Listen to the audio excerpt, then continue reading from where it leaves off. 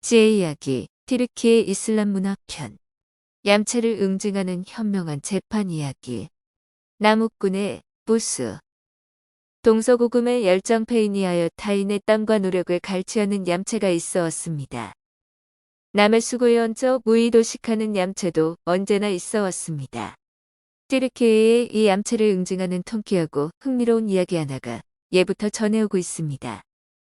그 이야기를 지금부터 들려드리겠습니다. 나무꾼의 부스. 옛날 옛적에 높고 깊은 산길을 디아후디아 나즈레딘이란 사람이 당나귀를 타고 가고 있었습니다.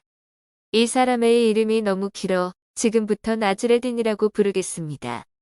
나즈레딘은 산길을 가다 갑자기 멈춰섰습니다. 어디에선가 숲을 쩡쩡 울리는 토끼 소리, 사람 목소리, 당나귀 방울 소리가 섞여 들려왔습니다. 이 소리는 나즈레딘에게 아무도 없을 것만 같은 이곳에 잠시 말벗이 될 사람이 있다는 의미였죠. 소리를 따라가던 나즈레딘은 오래지 않아 숲 옆 푸른 들판에 6마리 당나귀 무리와 마주쳤습니다. 그 옆에는 잘린 굵직한 나무들이 쌓여 있었고 힘이 장사로 보이는 한 남자가 도끼질을 하고 있었습니다. 나무꾼이 허리를 펴고 급히 뒤로 물러서면 나무 하나가 쩍 하고 쓰러졌습니다. 나무꾼과 조금 떨어진 곳에서 다른 한 남자가 잘린 나무 그루터기에 앉아 도끼질을 하는 나무꾼을 향해 소리쳤습니다. 브라보, 브라보 잘하고 있네. 이 남자는 땀을 뻘뻘 흘리는 나무꾼을 끊임없이 격려하고 있었습니다. 정말 좋은 나무군. 이 나무 하나면 좋기 겨우내 한 가족 모두를 따뜻하게 데워줄게야. 자, 이제 다음 나무 열심히 또 한번 베어보세. 나무꾼은 떠들어대는 동료를 아랑곳하지 않고 굵직하게 보이는 참나무를 향해 걸어갔습니다. 그리고 도끼자루를 단단히 잡고 나무 아래쪽을 힘차게 패기 시작했습니다. 편히 쉬는 듯한 남자는 나무꾼을 향해 멈추지 않고 격려와 갈채를 보냈습니다. 반면에 나무꾼은 한마디 말도 없이 쉬지 않고 도끼로 나무를 팼습니다. 나즈레딘은 당나귀 위에 앉아 이 이상한 광경을 계속 지켜보았습니다. 이 광경은 나즈레딘의 호기심을 충분히 불러일으킬 만하였습니다. 나즈레딘은 교활한 모습의 남자에게 다가가 물었습니다. 일은 다른 사람이 하는데 소리는 왜 당신이 지르는 거요? 두 번째 남자가 대답했습니다. 아, 저는 지금 저 사람을 도와주고 있는 것이요. 그리고 이어 말했습니다. 핫산 베이란 사람을 위해 저 친구와 저는 30년간 같이 나무 장작을 공급하기로 계약했죠. 그래서 지금 저는 저 사람과 함께 일하는 중이요. 그리고 이어 말했습니다. 자, 보시구려. 저렇게 일을 혼자서도 잘하는 친구를 위해 제가 무엇을 하면 좋을까요? 그래서 한참 고민한 끝에 저 사람이 도끼질하는 동안 그를 격려하고 힘을 북돋아 주기로 했죠. 나즈레딘이 두 번째 남자에게 말했습니다.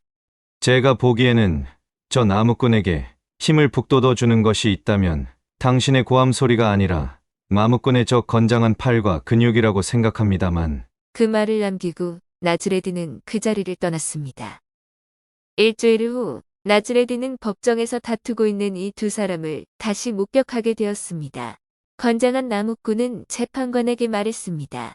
이 돈은 한 푼 한 푼 제가 땀 흘려번 돈입니다. 핫산베이를 위해 30묶음의 나무단을 만든 것도 바로 접니다. 그리고 당나귀에 나무단을 싣고 핫산베이의 집으로 모두 운반한 것도 바로 접니다. 그러자 교활한 남자가 말했습니다. 이 친구는 제가 용기를 북돋아 주며 고생한 것을 모두 잊은 것 같습니다. 핫산 베이가 이 나무꾼에게 모든 나무단 삭을 주라고 한 것은 잘못이자 단순한 실수입니다. 이 은하의 일부는 제가 고생한 대가로 받아야 할 제 돈입니다. 이런 경우를 처음 경험하게 된 재판관은 이 문제를 어떻게 처리해야 할지 몹시 난감하였습니다. 그때 자신의 슬기롭고 사리에 밝은 보좌관 나즈레딘이 출장에서 돌아와 법정에 들어서고 있었습니다. 나즈레딘을 본 재판관은 안도의 한숨을 쉬었습니다. 그리고 말했습니다. 나는 이 재판을 나의 보좌관인 나즈레딘에게 맡기겠소. 모두 그의 판단을 따르도록 하시오. 먼저 두 사람은 이야기를 다시 해보시오. 이 두 사람은 다시 자신의 주장을 이야기하였습니다. 나즈레드는 두 사람이 할 말이 더는 없을 때까지 고개를 끄덕이며 이야기를 모두 들어주었습니다. 그리고 그는 법정 가까이 있는 가게의 상인을 불렀습니다. 쇠로 된 쟁반 하나를 여기로 가져다 주시오. 나즈레드는 상인에게 부탁하였습니다. 나즈레드는 재판의 두 당사자와 구경꾼들 사이 가져온 쟁반을 가져갔습니다. 그리고 나무꾼에게 말했습니다. 핫산이 당신에게 지불한 나무 30단에 대한 은하를 내게 주시오. 하지만 이 돈은 내 돈입니다. 돈을 내어놓으란 나즈레드의 말에 나무꾼은 항의하며 말했습니다. 이 친구가 그늘에 앉아 이상한 소리만 계속하여 짓거리는 동안 저는 한 푼 한 푼 벌기 위해 정말 힘들게 땀 흘려 일했습니다. 나즈레딘이 돈을 내어놓으라고 다시 말하자 마지못해 나무꾼은 돈주머니를 내어주었습니다. 나즈레딘은 받은 은화를 한 푼 한 푼 쟁반에 떨어뜨렸습니다. 은화는 쨍 소리를 내며 쟁반 위에 떨어졌습니다. 자신의 몫을 주장하는 교활한 남자에게 나즈레딘은 말했습니다. 이 소리가 들리시오? 이 소리가 어떻게 들립니까? 이 쨍그랑 소리는 분명 기분 좋은 소리가 맞지요? 마지막 은화가 쟁반에 떨어지며 쨍하고 울렸습니다. 나즈레딘이 교활한 남자에게 말했습니다. 잘 들었소? 나즈레딘은 다시 말했습니다. 쨍그랑 하는 은하 소리를 빠뜨리지 않고 모두 잘 들었소? 교활한 남자는 머리를 끄덕였습니다. 나즈레딘이 그에게 이어 말했습니다. 그렇다면 이제 당신은 당신의 보수를 모두 다 받은 게요. 소리만 지르며 당신이 일한 대가로는 은하의 쨍그랑 소리가 가장 적합하오. 그러니 기분 좋은 이 은하 소리가 바로 당신이 소리만 지르며 일한 대가요. 나즈레딘은 나무꾼에게 은화를 다시 돌려주며 말했습니다. 반면에 이 묵직한 은하는 실제로 땀을 흘려 일한 사람에게 적합한 대가요. 자, 받으시오. 이야기는 여기까지입니다. 에필로그.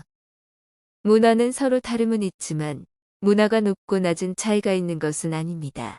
모두 어깨를 나란히 하는 세계 시민이 되는 것은 우선 다른 문화를 존중하는 것입니다. 그래야 우리 문화도 세계에서 존중받을 것입니다. 세계의 신묘한 단지에서 다른 문화권의 이야기를 즐겨보세요. 감사합니다.